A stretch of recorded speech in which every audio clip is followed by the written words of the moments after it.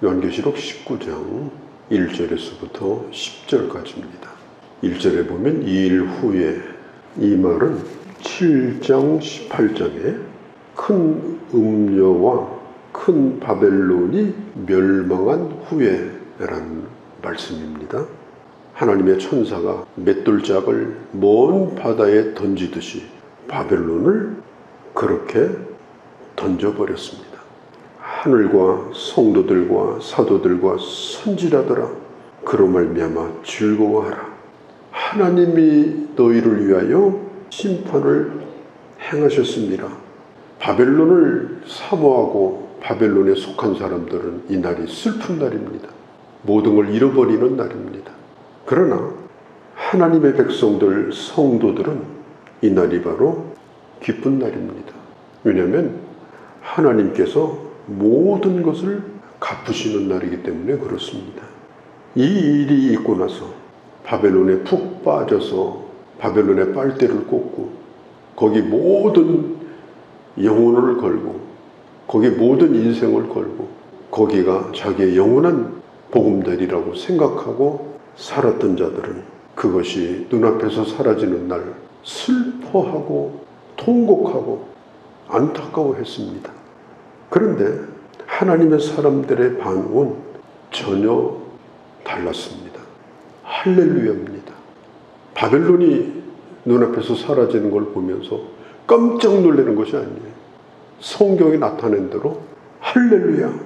성경에 할렐루야가 몇 번 나와 있을까요? 상당히 많이 나와 있을 것 같죠? 27번밖에 안 나와 있습니다. 그것도 구약의 시편에서만 23번. 신약에는 다른 데는 없어요. 본문에만 할렐루야가 4번만 딱 나옵니다. 할렐루야라는 말은 하나님을 찬송합시다, 이런 뜻이에요. 찬양 인도자가 나와서 할렐루야 이렇게 하면, 자, 지금부터 우리 하나님을 찬송합니다. 예배 인도자가 나와서 할렐루야 이렇게 말하면 지금부터 우리 하나님을 예배합시다. 찬송의 자리로, 예배의 자리로 부르는 부름이 바로 이게 할렐루야라는 거예요. 바벨론이 망했을 때 하나님이 이 하신 일은 정말 하나님이 잘하신 일입니다. 아니, 내가 이 세상을 살면서 하나님의 사람으로 받았던 고통과 탄식과 내가 주의 백성으로 살다가 내가 잃어버렸던 많은 것들, 그런 것들을 하나님이 지켜주시고 그 어마어마한 바벨론이 눈앞에서 사라지는 것을 보면서 진심으로 할렐루야를 외칠 수 있는 그 사람이 바로 천국 혼인잔치에 들어갈 자입니다. 그래서 노대 안에는 소돔 고모라에서 나오지를 못했습니다. 우리가 18장에 보면은 보이지 않았다, 들리지 않았다, 그런 말씀이 반복돼서 나오는 거예요. 그렇게 시끄럽고 요란하던 세상이 한순간에 조용하고 오직 주님과 나만이 남는, 주님과 나만의 관계만 남는 그 순간이 바로 주님을 만나는 날입니다. 비행기가 떨어질 때 한순간에 떨어지잖아요. 어마어마한 배가 가라앉을 때 한순간에 가라앉잖아요. 그냥 사라져버립니다. 오늘 그런 상황을 사람들이 목격을 하면서 어떤 사람은 통곡하고 어떤 사람은 할렐루야를 외치면서 주님 잘하셨습니다, 주님이 하신 일입니다. 4절, 또 24장로와 내 생물이 엎드려 보좌에 앉으신 하나님께 경배하며 이르되 아멘 할렐루야 하니 정당한 일입니다. 주님 잘하신 일입니다. 주님을 칭송합니다. 주님은 나에게 갚아주신 겁니다. 지금 그런 노래를 부르고 있어요. 예수 믿는 사람은 누구냐? 이 세상을 사랑하지 아니하고 우리가 살아있을 때 세상 속에서 끊임없이 주님을 찬송하는 사람이 바로 예수 믿는 사람이에요. 우리가 시편에 보면은 150편 6절에 호흡이 있는 자마다 주님을 찬양해라. 새 번역에 보면 이렇게 번역을 했습니다. 호흡을 소유하고 있는 자마다, 이렇게. 우리는 오늘도 호흡을 소유하고 있습니다. 호흡이 떠나가 버리면 죽는 거예요. 숨을 들이신 만큼 뱉고 뱉은 만큼 들이쉬고 계속해서 그렇게 하니까 살아있는 거예요. 그러면 공기만 내뱉지 말고 찬송도 내뱉으라 그 말이죠. 이 존귀한 생명, 하나님이 주시는 이 존귀한 시간들을 우리의 호흡이 하나님을 찬양하는 소리가 아니고 공허한 소리로 채우며 살다가 우리 주님 오실 적에 할렐루야가 나오겠습니까? 어떻게 그 입에서 할렐루야가 나오겠습니까? 갑자기 나오는 소리가 아니잖아요. 모든 것이 눈앞에서 사라지는데 우리 주님을 끊임없이 높이고 우리 주님을 앙망하면서 살아가는 그 사람이 바로 어린 양 예수 그리스도의 신부요, 그가 바로 영원한 천국 혼인잔치에 참여할 하나님의 사람이다. 이걸 오늘 성경이 우리에게 가르쳐 주는 거예요. 1995년 6월 달에 우리나라에 어마어마한 일이 터졌습니다. 백화점 하나가 사라졌어요. 강남에 아주 아름다운 색으로 채색되어 있던 백화점입니다. 수백 명이 죽었습니다. 그리고 많은 사람들의 증언이 있었습니다. 내가 어떤 일이 있어서 거기서 누구를 만나기로 했는데 차가 막혀가지고 내가 10분 늦었더니 살았다. 내가 거기 있었는데 누가 빨리 보자고 해서 10분 일찍 나왔더니 살았다. 그러면서 눈물을 흘리면서 증언하는 그 사람들의 소리를 저는 지금도 기억합니다. 그들의 증언 가운데 단 한 사람도 그때 내가 거기 있어야 되는데, 내가 그 백화점에 그때 있어야 되는데, 그런 사람 저는 본 적이 없습니다. 살아난 사람은 단 한 사람도 그런 말을 하는 소리를 전 못 들었습니다. 처음부터 무너질 건물이었다. 살아있는 게 감사하다. 지금 우리가 살고 있는 세상이 그렇습니다. 이 땅은 바벨론입니다. 언젠가 우리 눈앞에서 사라질 겁니다. 끝까지 거기 붙어서 살고자 한다면 마지막 날 주님 보기는 어려울 겁니다. 내가 이 세상에 속해서 살지만 이 세상 사람이 아니고 날마다 내가 하나님의 사람임을 내 스스로가 고백하고 우리가 삶 속에서 하나님의 사람됨을 잃어버리지 않고 살아가는 그 사람만이 구원을 받습니다. 그래서 요한계시록 17장, 18장, 19장 말씀, 이 긴 음녀와 바벨론에 대한 이 말씀이 대단히 중요한 거예요. 예전에는 어느 한 곳에 거대한 도시 하나가 있었습니다. 벌판에 바벨탑이 있었습니다. 그러나 지금은 온 땅이 다 도시입니다. 여기저기 도시입니다. 수많은 건물들이 세워집니다. 수백만 명이 모여 삽니다. 성경이 말한 대로 지금은 거대한 바벨론이 우리 눈앞에 와 있습니다.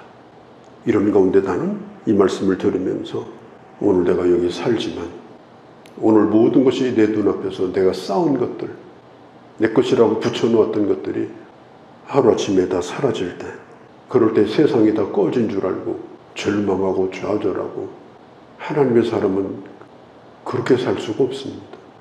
우리가 살아서 내가 의지하던 것이 허물어질 때도 우리는 그걸 연습하고 살아야 돼요. 나는 하나님의 사람이다.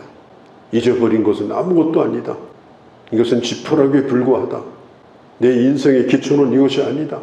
하나님의 사람임을 내 스스로가 끊임없이 선포하고 그 길을 걸어가는 것.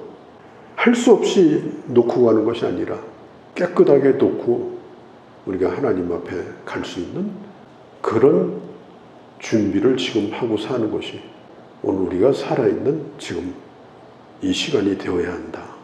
이걸 오늘 성경이 우리에게 말해주고 있는 것입니다.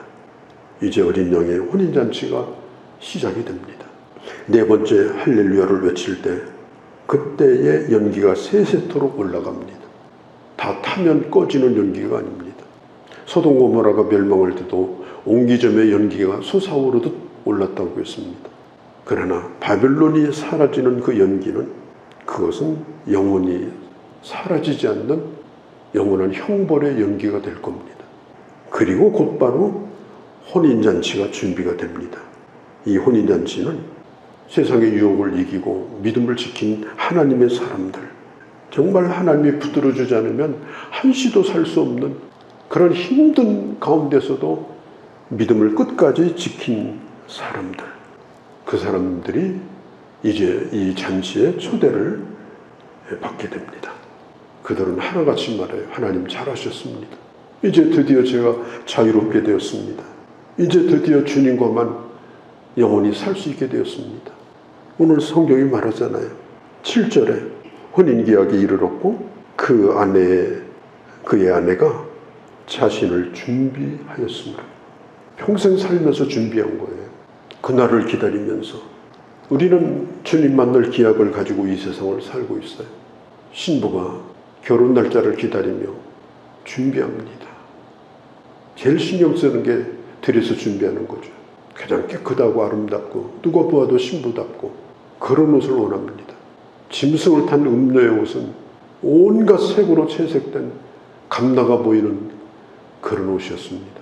그러나 신부가 선택한 옷은 하나님께서 입혀주신 참으로 소박하지만 깨끗한 옷, 그리고 성도의 성도다운 행실을 한눈에 보게 할 수 있는 그 아름다운 흰 세마포 옷, 그런 옷을 입혀주십니다. 주님이 입혀주신 옷이고, 그리고 우리는 끊임없이 이 세상을 살면서 그 옷을 회개함으로 빨고 거룩한 행실로 빨고, 그렇게 하면서 주님이 오실 때에 내가 입고 있는 그 옷을 입고 주님을 맞을 수 있는 그런 준비를 하고 사는 어린 양 대신 예수 그리스도의 아내가 바로 오늘 우리들이다.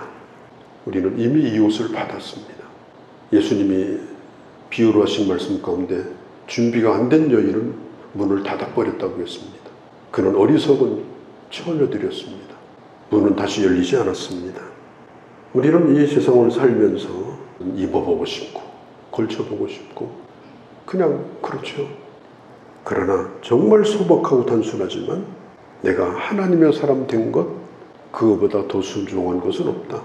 그리고 믿음을 보배처럼 여기면서 살아가는 자, 그게 바로 하나님의 사람이에요. 이런 환상을 보면서 요한이 너무 감격스러운 거예요. 지금 자기 자신은 처지가 말할 수가 없는 거죠. 그런데 이 환상을 보니까 막 너무 기뻐서 벅찬 거예요. 그래서 자기도 모르게 그 소식을 전해준 천사에게 엎드려 절을 하려고 합니다. 그때 이 천사가 깜짝 놀랍니다. 요한을 일으킵니다. 그렇게 하지 말라. 오직 하나님만 경배하라. 사람들은요, 누구든지 자기에게 도움을 주고 정말 자기에게 큰 힘을 준 사람에게 경배하려고 하는 경향이 있습니다. 그건 누구나 마찬가지입니다. 제가 보았던 평생 잊을 수 없는 광경이 하나 있습니다. 교단의 총회장 되신 분이 총회장이 되고 나서 회가 다 끝나고 그 오후에 상황과 같은 그 교단에 한 분이 계신데 그분 사무실에 가서 그분이 의자에 앉아 계신데 절하는 걸 내가 눈앞에서 봤어요. 정말 끔찍한 일이었습니다. 충격을 받았습니다. 우리는 사람이 아무리 대단하고 위대해도 우리는 사람을 경배하는 것이 아니에요. 하나님을 경배하는 자입니다. 우리는 하나님을 높이는 자입니다. 하나님께만 영광을 돌리는 자입니다. 마지막에 보면 예수의 증언은 예언의 영이라. 경배하라. 예수의 증언은 예언의 영이라. 이 말이 쉬운 성경 번역에 보면 이 모든 예언을 하게 하신 예수님을 더 증언하기 위해서일 뿐이다. 이 말이 뭐냐면 지금 너희에게 이런 소식을 미리 전해주는 것, 이렇게 기쁜 혼인잔치의 말씀을 전해주는 것은 시한부 정말 눈에 빠지라든지 어디다 그림 붙여놓고 시커먼 거 붙여놓고서 정말론 하라, 그런 얘기가 아니에요. 예수의 증언, 이 소식을 들은 우리가 해야 될 일이 뭡니까? 복음을 증거하라는 겁니다. 살아있을 동안 주님 만날 때 우리가 할 수 있는 최고의 일이 뭐예요? 주님 전하다가 주님 만나는 거예요. 복음 전하다가 주님 만나는 거예요. 우리는 천사보다 조금 못한 연약함과 피곤함과 한계를 가지고 살지만 천사에게도 주시지 않았던 어마어마한 직책이 뭐냐? 복음 전하는 거예요. 모든 직책도 다 복음 전하는 거예요. 복음 전해야만이 그가 그리스도의 신부입니다. 오늘 성경은 이렇게 결론을 맺습니다. 네가 감동이 있느냐, 이런 기대가 있느냐, 이런 소망이 있느냐, 주님을 찬양할 마음이 있느냐, 오늘 당장 입을 열어 이 세상에 나가서 복음을 전해라. 네가 해야 될 일이다. 그렇게 주님은 우리에게 말씀하십니다. 거룩하신 아버지, 우리 주의 말씀을 들었습니다. 오늘도 깊이 새기고 하나님의 사람으로, 아버지 믿음의 사람으로, 주님의 날을 기다리는 그리스도의 사람으로 이 하루를 살게 하여 주옵소서. 우리 주 예수님의 이름으로 기도하옵나이다. 아멘.